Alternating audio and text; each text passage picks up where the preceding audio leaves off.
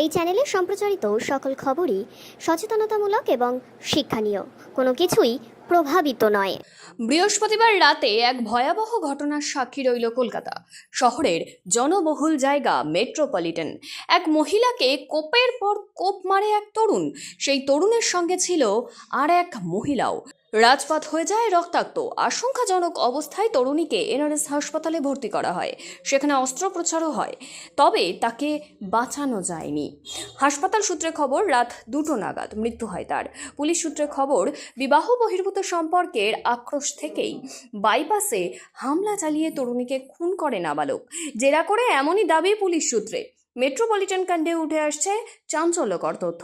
এই ঘটনায় আটক করা হয়েছে হামলাকারী ও তার সঙ্গী সহ 3জনকে। প্রগতি ময়দান থানার পুলিশ সূত্রে খবর, নিহত তরুণীর সঙ্গে নাবালকের বাবার বিবাহ বহির্ভূত সম্পর্ক ছিল।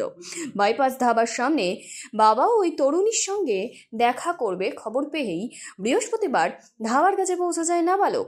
আর তারপরই মেট্রোপলিটনের রাস্তার উপর তরুণীকে ধাওয়া করে সে। তারপর রাস্তার উপরেই ধারালো অস্ত্র দিয়ে একের পর এক কোপ মারতে থাকে। রক্তে ভেসে যায় রাস্তা। এলাকার লোকজনই ছুটে হামলাকারীকে ধরে। পুলিশ সূত্রে খবর, এই ঘটনায় হামলাকারী নাবালকের পাশাপাশি তার পরিবারের এক সদস্যকেও আটক করা হয়েছে।